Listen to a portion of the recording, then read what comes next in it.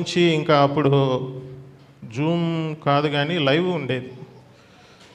అప్పట్లో మేము ఇంకా విజయవాడ నుంచి ఇంకా నాకు ధైర్యం వచ్చేసింది. ఎందుకంటే నోటితో పలికే జీవితం కాబట్టి నేను ఇంక వెంటనే ఇక్కడ ఉండొద్దు, మనం స్థానిక సంఘానికి వెళ్ళిపోవాలని చెప్పి వచ్చేసిన తర్వాత నుంచి ఇంకా నాకు 2021లో ఎంత గొప్ప దేవుడు స్వాస్థ్యం ఇచ్చాడో చూడండి. అంటే అప్పుడు దాకా స్వాస్థ్యం అంటే ఏంటో తెలియదు. అపోస్తల కార్యముల గ్రంథము 26వ అధ్యాయం 18వ వచనంలో ఏమనుందండి? 16వ వచనంలో మనిషి మారు మనసు పొందడమే కాదు, ఒక జీవితం ఉంది, స్వాస్థ్యం ఉందనేది గుర్తెరగాలి అనేది చెప్పాడు. అదేంటి? మన పరలోక రాజ్యమే కదా, మళ్ళీ జీవితం ఎక్కడి నుంచి వచ్చింది?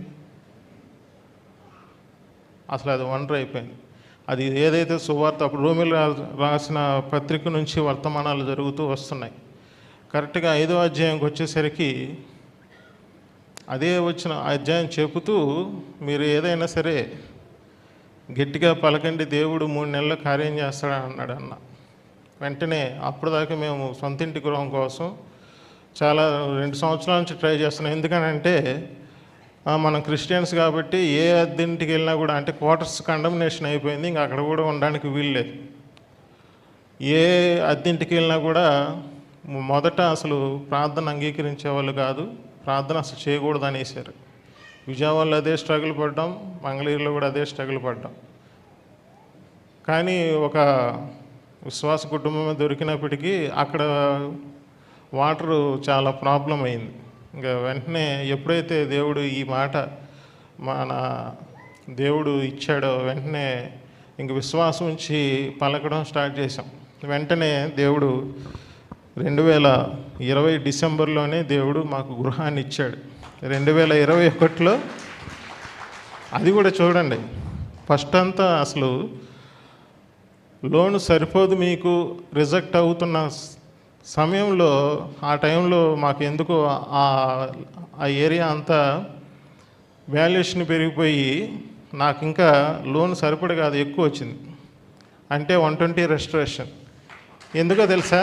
ఆ టైంలో వర్తమానం మాకు, ఏంటి ప్రభా మేము ఇంతకాలం నేను వ్యర్థం చేశాను, 25 సంవత్సరాలు వ్యర్థమైపోయింది అని అంటున్నప్పుడు యోవేలు గ్రంథం 2వ అధ్యాయం 25వ వచనంలో తిరిగిన సంవత్సరంలో పంట అంతా ఇస్తానని చెప్పాడు దేవుడు. ఒకటి కాదండి, చెప్పాలంటే 100 ఉన్నాయి. మీకు ఒక చిన్న ఉదాహరణ చెప్తాను. మేము వచ్చే ముందు కూడా సాధారణ నిర్ణయంతో ఇక్కడ రానివ్వకుండా చేశాడు. కానీ అన్న ఫోన్లో ఒకటే మాట అన్నాడు, మీరు వచ్చేయండి అన్నాడు, వచ్చేసా. నేను ఎమోషనల్ అవుతూ ఉంటాను, మీరు వేరేలాగా అనుకోవద్దు. ఎందుకంటే నాకున్న సంతోషం అది, సంతోషంలో పట్టరాని సంతోషం.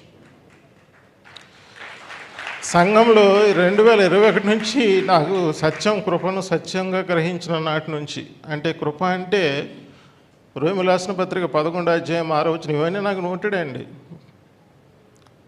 6వ అధ్యాయంలో కృప, ఇంకా క్రియల మూలంగా అయితే ఇంకా కృప ఎందుకు అవుతుంది? రోమిలు రాసిన పత్రిక 4వ అధ్యాయంలో అబ్రహాము ఎలాగ మనల్ని నీతిమంతుడయ్యాడు క్రియలు చేయక, యాకోబు పత్రిక తీసుకొచ్చి క్రియలు ఉన్నాయని చూపిస్తారు. ఒక రకంగా చెప్పాలంటే తగ్గఫ నడుస్తుంది మా సంఘంలో. దానికి సాక్ష్యం ఇక్కడికి వచ్చిన ఆనందరావు అంకులు, ఆనంద్ బ్రదర్. కానీ దేవుడు ప్రతి విషయంలో, మేము అడుగు వేస్తున్న ప్రతి విషయంలో కూడా దేవుడు విజయాన్ని ఇస్తూనే వచ్చాడు. అందుకంటే మిక్కడంగా అక్కడ పరిచర్య స్టార్ట్ చేయాలి ప్రభా, సంఘంలో కొంచెం నాకు అనుకూలమైన పరిస్థితులు కల్పించమని ప్రార్థన చేస్తూ ఉంటే, అంటే ఈ విషయం ఖచ్చితంగా చెప్పాలి. లైవ్ వెళ్తుంది, చూస్తూ ఉంటారు సహోదరులు. నా సొంత స్నేహితుల్ని నేను నమ్మాను, కానీ వారు కృపను గ్రహించారని అనుకున్నాను. కానీ కృపను గ్రహిస్తే ఎలా ఉంటారు చెప్పండి? మనలాగా ఉంటారు కదా. ఇప్పుడు ఆనంద్ కృపను గ్రహించాడు, ఎలా ఉన్నాడు చూసారా మీరు?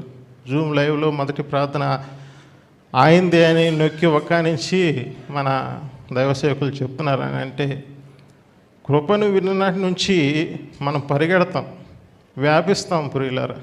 దాంట్లో అది మనకి అంచెల వారీగా అనుభవపూర్వకంగా దేవుడు ఏం చేస్తున్నాడు, వాటిని నెరవేరుస్తూ వస్తున్నాడు. అలాంటి విషయాలు మనం గ్రహింపు తెచ్చుకున్నప్పుడు మనం ఖచ్చితంగా మన ఇంటిని, ఇప్పుడు మనం పెళ్లివారం కాబట్టి మన యొక్క పరిస్థితులన్నీ మనం చక్కదిద్దుకుంటూ ముందుకెళ్ళిపోతూ ఉండాలి. కాబట్టి మేము మా ధైర్యం ఏంటి, కొత్త నిబంధన ధైర్యం ఏంటి, ప్రార్థనలు వినబడతాయి, జవాబులు కనబడ్డాయి. ఎందుకంటే నా జీవితంలో వచ్చే ముందే ఆనంద్ ఆ మాట చెప్పాడు నాకు, నువ్వు వస్తున్నావు బ్రదర్, ఫ్యామిలీతో వస్తామన్నాడు. వచ్చేసి లీవ్ కూడా దొరకలేదు, కానీ ప్రభు కృప చూపించాడు అని అంటే ఎంత గొప్ప సంగతో చూడండి. కాబట్టి మనం ఈ యొక్క విశ్వాస సంబంధమైన దేవుని ఏర్పాటులో ఉన్న ప్రతి ఒక్కరం, నాకు ప్రతి పరిస్థితి అండి, ఆర్థిక ఇబ్బందుల్లో ఆ టైంలో చెప్పేటప్పుడు ఆర్థిక పరిస్థితి నుంచి మనం రష్లోకి వచ్చాము లేదా ఎవరు వచ్చారో చెప్పమంటే మొదట నేనే చెప్పాను సాక్ష్యం అన్న అడిగినప్పుడు. అట్లాగా మనకు సమృద్ధి పైనుంచి కలుగుతున్నప్పుడు మనం చింతించాల్సిన అవసరం లేదు ప్రియులారా. కాబట్టి మనం చింతించకూడదు. అప్పుడున్న వర్తమానాలన్నీ అవే ప్రియులారా. మనం రష్లోకి రావాలి. మొదట విశ్వాసం ద్వారా విశ్రాంతి ద్వారా కృప ద్వారానే మనం ఫలిస్తామని అప్పుడు వర్తమానం నడుస్తుంది అన్న చెప్తూ ఉండేవారు. ఆ తర్వాత మనం ఎంత ముందుకు వచ్చేసాం చూడండి, పరుగు పందెంలో ఎంత ముందుకు వచ్చామనంటే ఈరోజు మనకి ఇదే ఏ పరిచర్య, కడవరు పరిచర్య. ఇది నమ్మకపోతే ఇక వాడు వేస్టే. కాబట్టి ఇలాంటి విశ్వాస సంబంధమైన దేవుని ఏర్పాటు మన దైవ సేవకులకి అనుగ్రహించి మనందరినీ ఇట్లాంటి గొప్ప పరిచర్య ద్వారా మనం స్వాస్థ్యాన్ని పొందడానికి కానీ అనేక రకాలుగా దేవుడు మనల్ని గణపరుస్తూ ఆయన ఏమవుతున్నాడు, మహిమ పొందుతున్నాడు ప్రియులారా. కాబట్టి ఇంకా ఎవరైనా ఇలాంటి పరిస్థితులు డౌట్గా ఉండి, కొంతమంది ఉంటారు ఇది నిజమా అని అనుకుంటూ ఉంటారు. ఆ నిజమా అనుకునే దాంట్లోనే దుష్టుని ప్రేరణ ఉంది. సాతాను అవ్వని అలాంటి కుయుతి ద్వారానే మోసపరిచింది ప్రియులారా. కాబట్టి మనం నోటితో పలకడం స్టార్ట్ చేద్దాం, ఖచ్చితంగా మనకి కార్యాలు జరుగుతాయి. నా భార్య కూడా కొంచెం సాక్ష్యం పంచుకుంటుంది. చెప్పాలంటే చాలా ఉంది, సమయం సరిపోదు కనుక క్లుప్తంగా చెప్తాం. ప్రభువు నామమున మహిమ కలుగును గాక. చేరి వచ్చిన సంఘములందరికీ, సహోదరులందరికీ హృదయపూర్వక వందనాలు. చెప్పాల్సిందంతా మా హస్బెండే చెప్పేశారే, నేను చెప్పాల్సింది ఏం లేదు. చెప్పాలంటే ఇక్కడికి రావాలని చాలా ఆశ మాకు. మా ఇంట్లో కూడా ఒకసారి నాకు చెప్పారనమాట. ఏమని చెప్పారంటే సాక్ష్యం చెప్పాను అన్నారు. లేదు నేను బర్ణబా ఎదురుగానే ఫస్ట్ సాక్ష్యం చెప్పాలి, బర్ణబా అన్న దగ్గర అన్నా. ఇక్కడికి వచ్చాము ఎలాగో. ఫస్ట్ నుంచి ఎన్నోసార్లు ఇక్కడ కరీంనగర్ అన్నిటికీ రావాలని చాలా ప్రయత్నం చేశాం. కానీ ఏమైందంటే ఉద్యోగరీత్యా అయినాయి, అసలు ఎప్పుడు వచ్చేవారు కాదు. ఈసారి ఎలాగైనా రావాలని నిర్ణయించుకుని వచ్చాం. ఇంక నేను చెప్పాల్సిందంటే ఏం లేదు, కొంచెం టెన్షన్గా ఉంది, అర్థం చేసుకోండి. ఇక్కడికి బర్ణబా అన్న వాక్యం విన్న తర్వాత నాకు తెలిసిందంటే నేను నీతి మంత్రాలను గ్రహించాను. క్రీస్తే నా యందు జీవించుచున్నాడు, ఇక్కడ జీవించుదాన్ని నేను కాదని గ్రహించిన తర్వాత నేను చాలా సంతోషంగా ఉన్నా, విశ్రాంతిలో ఉన్నా, చాలా చాలా ఆనందంగా ఉన్నా. చెప్పాలంటే ఇదివరకు నేను చాలా చింతించా, చాలా ఏడ్చా, చాలా డిప్రెషన్లోకి వెళ్ళిపోయా. నేను ఎంత ఏడ్చానంటే అంత ఏడ్చాను, ఎవ్వరికీ తెలీదు. ఒక్కదాన్నే కూర్చుని ఏడ్చా, చాలా ఏడ్చా. ఎంత బాధపడాలో అంత బాధపడ్డా. ఎందుకంటే చిన్నప్పుడే మా అమ్మగారు చనిపోయారు, నాకు ఊహ తెలియకముందే. నాకు కొంచెం ఊహ తెలిసిన తర్వాత మా నాన్నగారు చనిపోయారు. ఏదో దేవుడి చిత్తం ఈయన ద్వారా జరిగింది. ఈయన పెళ్లి చేసుకున్నాను. తర్వాత అసలు ముందు చెప్పాలంటే నాదంతా ఆర్స్యం. ఆర్స్యం అంటే ఎలా ఉంటుందో మీ అందరికీ తెలుసు. అసలు నాకు ప్రార్థన అంటే ఏంటో తెలీదు, వాక్యం అంటే ఏంటో తెలీదు, అసలు సండే స్కూల్ అంటే ఏంటో తెలియదు ముందు చెప్పాలంటే. అలా ఉన్నదాన్ని ఈయన పెళ్లి చేసుకుని సంఘానికి వచ్చిన తర్వాత కూడా బాప్తీసం తీసుకోకపోతే నరకానికి వెళ్తారు, నరకానికి వెళ్తారు అనేసి అని అంటే కనుక ఈయన చెప్తూ ఉండేవారనమాట. మనస్సాక్షి, బాప్తీసం ఇవన్నీ ఉన్నాయని. నాకు ఏమి ఎక్కేది కాదు, ఏంటి ఈయన ఇలా చెప్తున్నారు అనేసి అని అనుకుంటూ ఉండేదాన్ని. ఒకరోజు అనుకున్నా, 2018 అక్టోబర్లో బర్నబా వాక్యం వింటూ ఉండి చెప్తూ ఉండేవారు.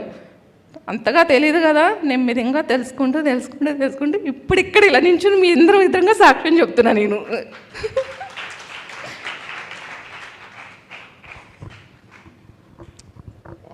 ఒక చిన్న మాట చెప్తాను. నేను 2018 తర్వాత 2020 టైంలో అయితే 2021లో నా సంఘంలో నేను వాక్యం చెప్పడం స్టార్ట్ చేశాను. వాళ్ళు వింటున్నారు, వినకుండా ఏం లేరు, కానీ వాళ్ళకి డౌట్లు ఉన్నాయి. ఆ డౌట్లన్నీ కూడా అన్న వస్తే తీరిపోతాయి కాబట్టి అన్న అక్కడికి వచ్చి మా స్థానిక సంఘంలో వాళ్ళ యొక్క ముసుగు కూడా తీసివేసేలాగా మీరందరూ ప్రార్థన చేయాలని కోరుకుంటున్నాను. ఇంతటితో ఈ సాక్ష్యం ముగిస్తున్నాను. వందనాలు.